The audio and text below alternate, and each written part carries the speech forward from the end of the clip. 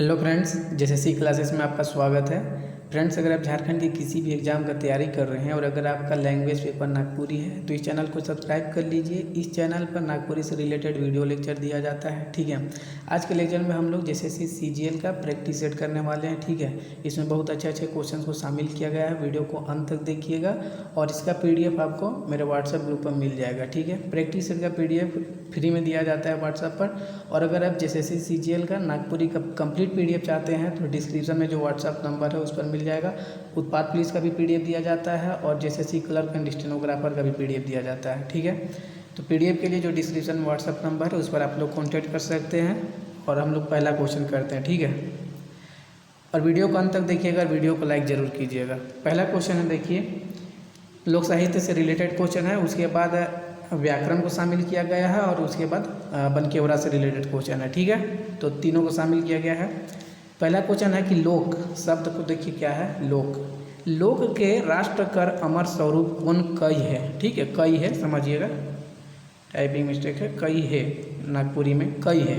Shakuntala Verma, doctor Satyendra, Vasudev शरण अग्रवाल और DH Krishnadeva. इसका करेक्ट आंसर क्या होगा? इसका करेक्ट आंसर होगा ऑप्शन नंबर सी। ठीक है, वासुदेव शरण अग्रवाल लोक को राष्ट्र के अमर स्वरूप बताए हैं। क्वेश्चन नंबर 2 देखिए, नागपुरी लोक साहित्य कर संस्कार कर पहिला स्तर में का मिलेला। ठीक है, नागपुरी लोक साहित्य के संस्कार के पहला स्तर में क्या चीज़ देखने को मिलता है? देवी देवता, टोना टोटका, दुयो, डी है कोई नहीं। पढ़िएगा पहला स्तर। ठीक है, तो पहला स्तर का बात है तो टोना टोटका याद रखिएगा।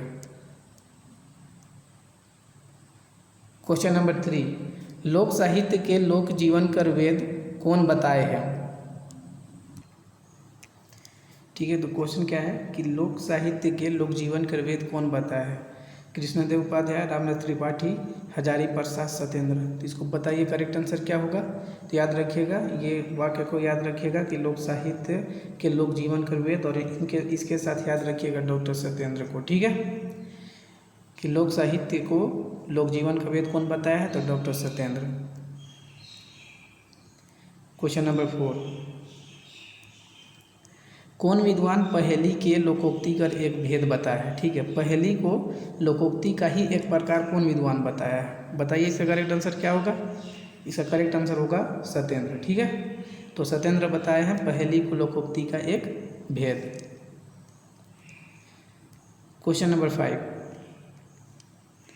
नागपुरी भाषा में लिंग और वचन कर मुताबिक नहीं बदलेला। ठीक है, ये बहुत इंपॉर्टेंट क्वेश्चन है। इसका करेक्ट आंसर क्या होगा बताइए कि नागपुरी भाषा में लिंग और वचन के मुताबिक किसका रूप नहीं बदलता है? संज्ञा का, सर्वनाम का, क्रिया का, विशेषण का। इसका करेक्ट आंसर क्या होगा? तो याद रखिएगा क्रिया का नहीं बदलता है। ठीक है, नागपुरी भाषा में लिंग और वचन के अनुसार क्रिया का रूप नहीं बदलता है। याद रखिएगा, इंपॉर्टेंट क्वेश्चन है। ठीक है, क्वेश्चन नंबर 6, भेड़ का के कहल जाएला। भेड़, ठीक है, आप बहुत बार सुने होंगे, कविता में भी सुने होंगे कि भेड़ का के कहल जाएला।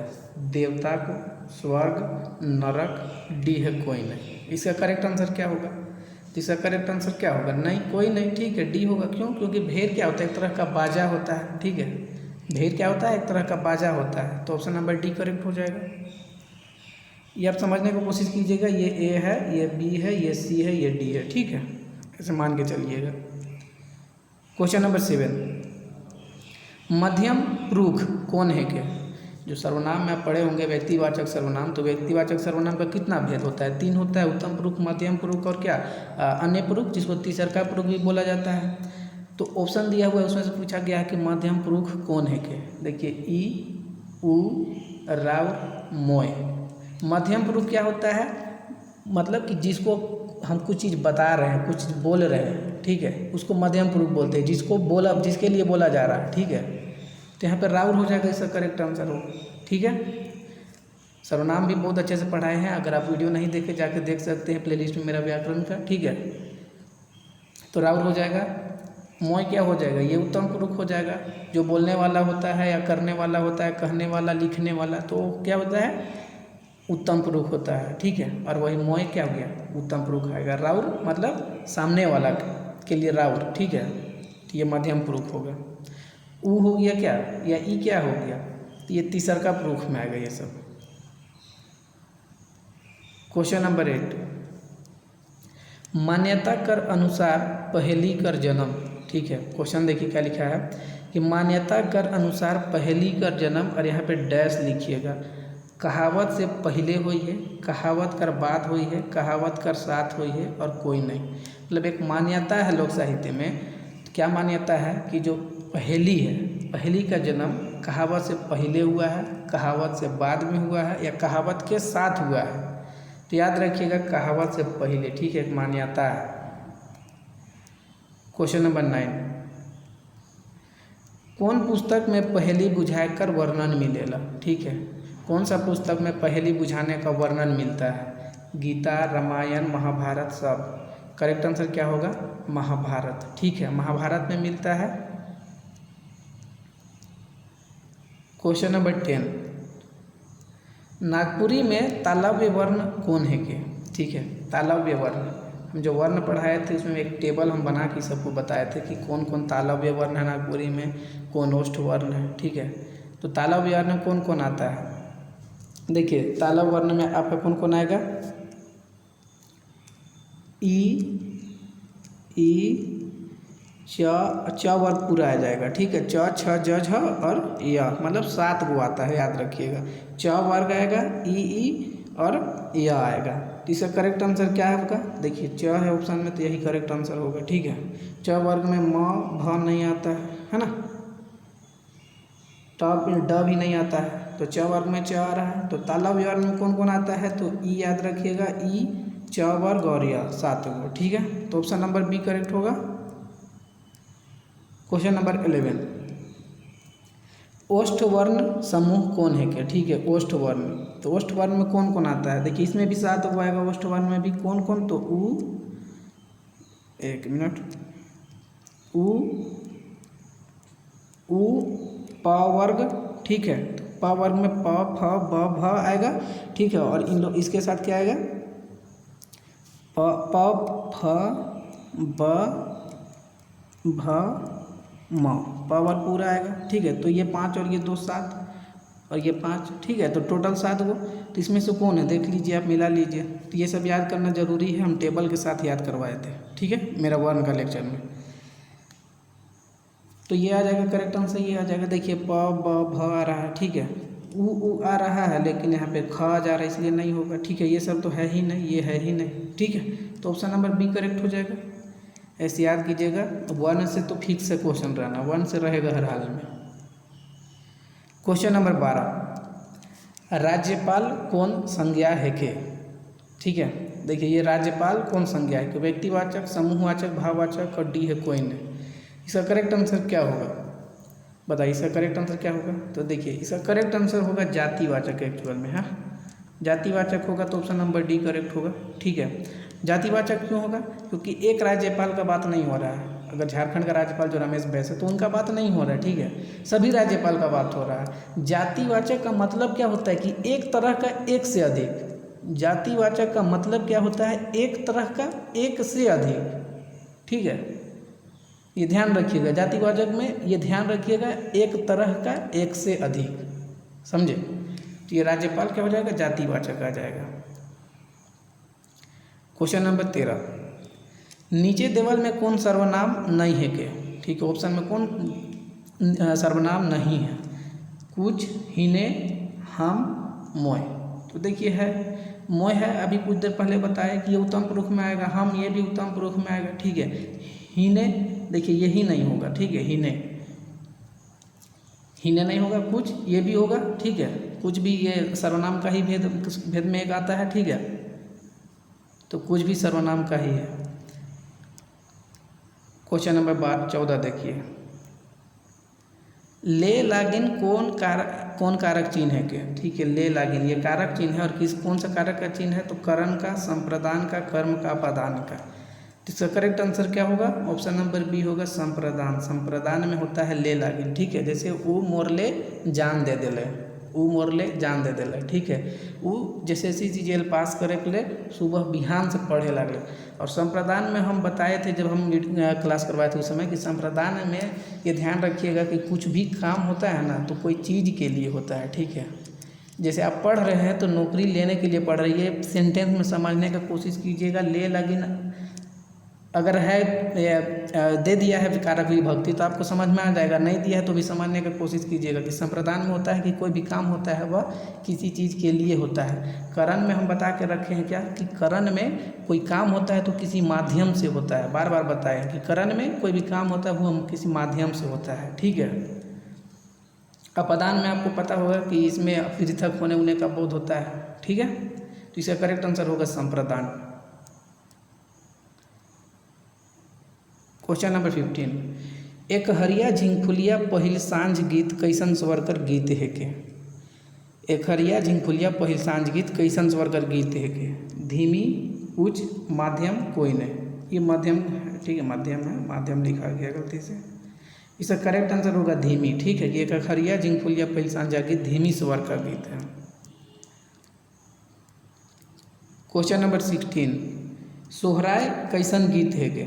सोहराय किस तरह का गीत है। स्त्री प्रधान, पुरुष प्रधान, छुआ प्रधान, डी है कोई नहीं। इसका करेक्ट आंसर क्या होगा, तो सोहराय जो है यह पुरुष प्रधान गीत है। याद रखिएगा, इंपॉर्टेंट क्वेश्चन है कि सोहराय पुरुष प्रधान गीत है। क्वेश्चन नंबर 17, कौन मूल रूप में प्रयुक्त होएला।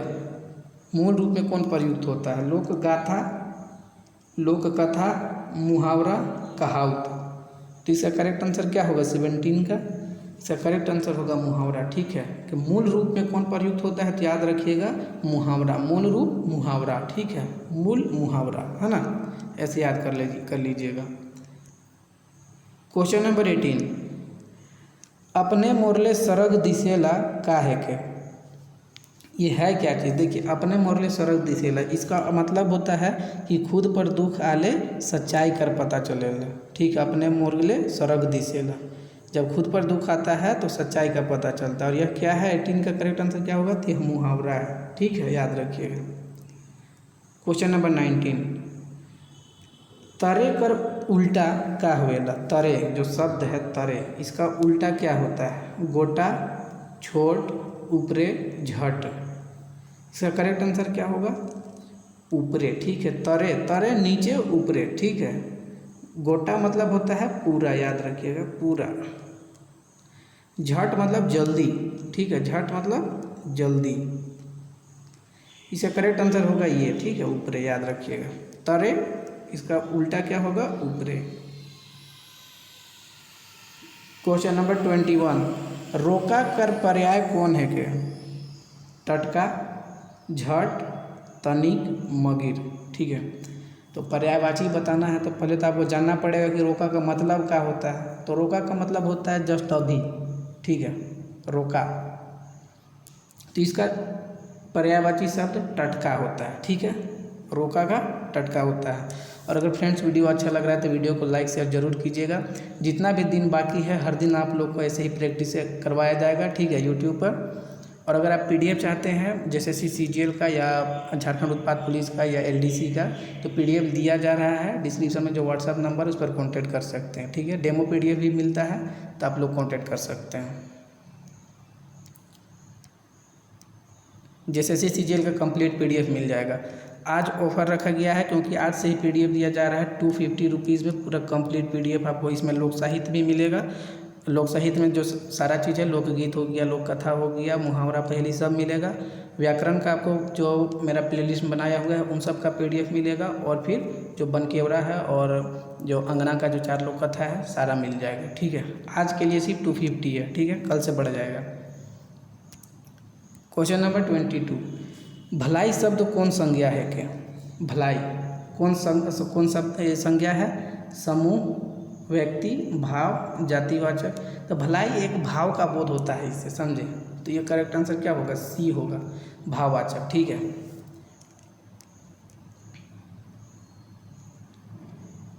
क्वेश्चन नंबर 23, कौन गीत के बैराग प्रधान। बैराग, ठीक है, बैराग लिखा हुआ है, याद रखिएगा बैराग, ये है बैराग। बेराग प्रधान गीत मानल जाएगा। कौन गीत को बेराग प्रधान गीत माना जाता है? उदासी को, पावस को, डमकच को, अंगनई को। तो इसका करेक्ट आंसर क्या होगा? ऑप्शन नंबर ए होगा। उदासी को बोला जाता है बेराग प्रधान गीत, ठीक है, बिना राग का। क्वेश्चन नंबर 25, नागपुरी भाषी क्षेत्र में कौन प्रथा नहीं रहे? ठीक है, पहले का बात हो रहा है, नहीं रहे बोल रहा है मतलब भूत का बात कर रहा है, ठीक है, नहीं रहे मतलब भूत का बात कर रहा है कि नागपुरी भाषी क्षेत्र में कौन प्रथा नहीं था? घर भरना, तिलक, चौठारी, चुमावन। तो इसका करेक्ट आंसर क्या होगा?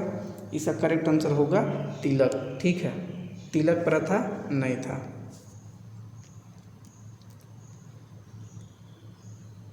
क्वेश्चन नंबर 24, उदासी लोकगीत में कैसन वाद्य यंत्र बजावल जाएला?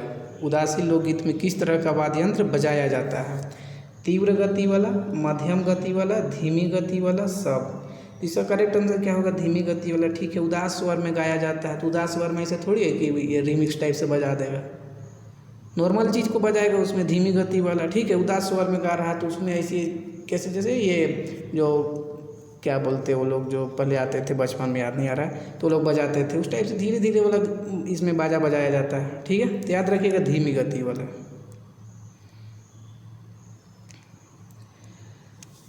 क्वेश्चन नंबर 26, पंचम साहू कर कौन कहानी बनकेवड़ा किताब में छप है?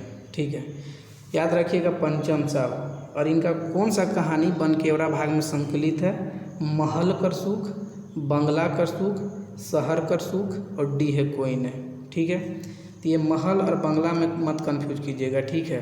तो याद रखिएगा बंगला कर सुख, ठीक है। इस टाइप से आपको कंफ्यूज करने के लिए दिया जाएगा, लेकिन आपको कंफ्यूज नहीं होना है, एकदम दिमाग में बैठा कर रखना है बंगला का सुख, या जो भी आप पढ़ रहे हैं उसको कोशिश कीजिए दिमाग में रखने का, ठीक है। और नागपुरी व्याकरण को समझने का कोशिश कीजिएगा। अगर नागपुरी व्याकरण को नहीं समझ पाइएगा तो फिर नागपुरी में अच्छा मार्क्स कोई भी हाल में नहीं उठा पाइएगा, हम गारंटी बता दे रहे हैं, ठीक है। लोक साहित्य और जो आपको जो बनकेवड़ा पढ़ना है या लोक कथा, अंगना का लोक कथा पढ़ना है, उसमें कुछ कंपटीशन नहीं है, उसमें कुछ कंपटीशन नहीं है, सबको याद कर लेगा, ठीक है।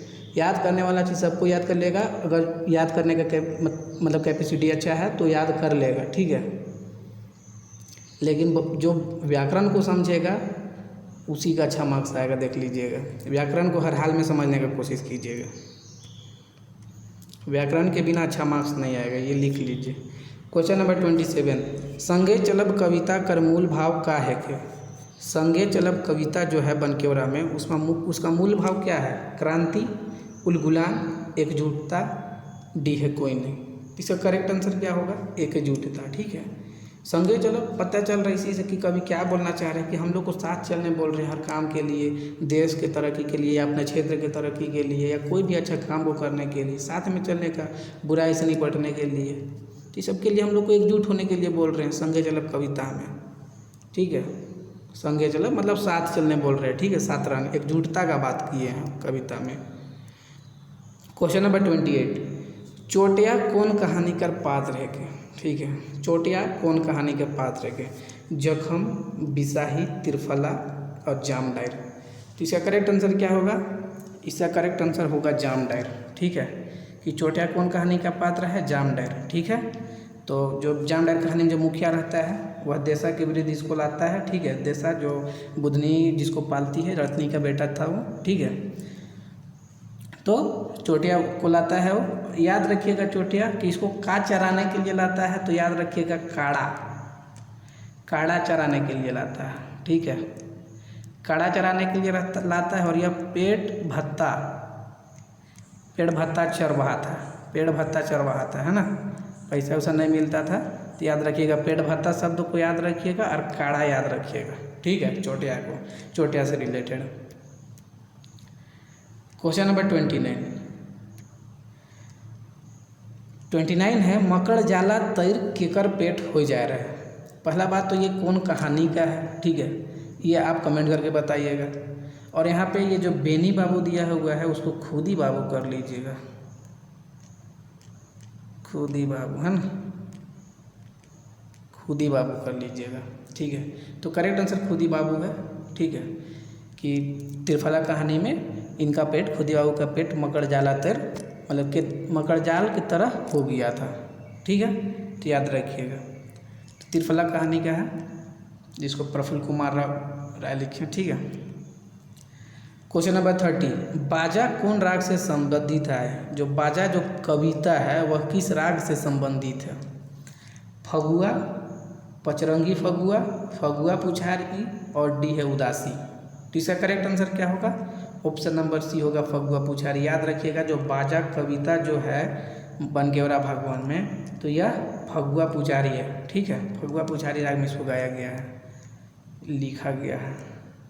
क्वेश्चन नंबर 31, बंगला कर सुख कहनी में बेनी बाबू कौन बात के सीक्रेट रखेला? ठीक है, बेनी बाबू याद रखिएगा कौन कहानी का पात्र? बंगला कर सुख। लिखा कौन है? पंचम साहू। अब बेनी बाबू अपनी पत्नी से क्या चीज़ को सीक्रेट रखते हैं? ऑप्शन ए है नौकरी करे के बात, विदेश जाए के बात, फ्लैट किने के बात, घर बनाए के बात। तो इसका करेक्ट आंसर क्या होगा?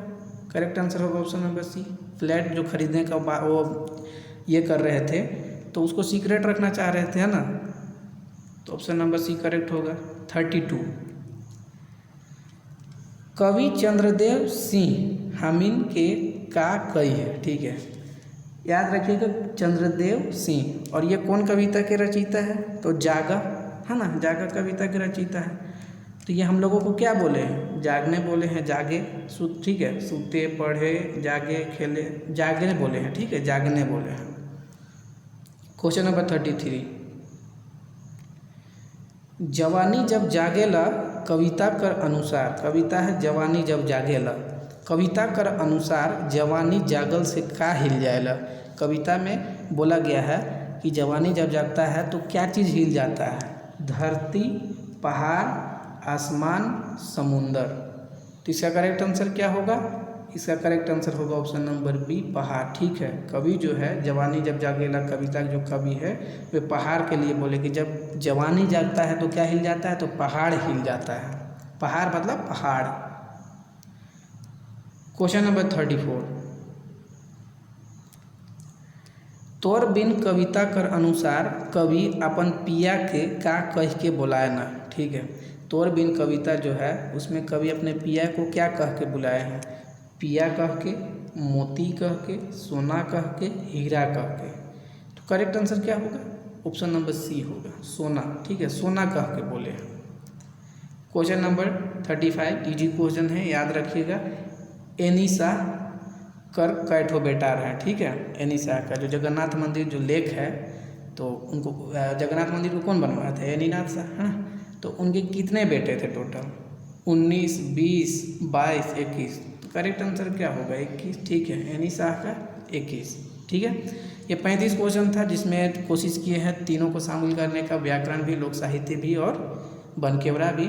और एक बार फिर से बोल रहे हैं कि व्याकरण में विशेष फोकस बनाए रखिएगा। बाकी चीज़ फैक्ट है, आपको याद करना पड़ेगा। जैसे लोक साहित्य है वो फैक्ट है, आपको याद करना पड़ेगा।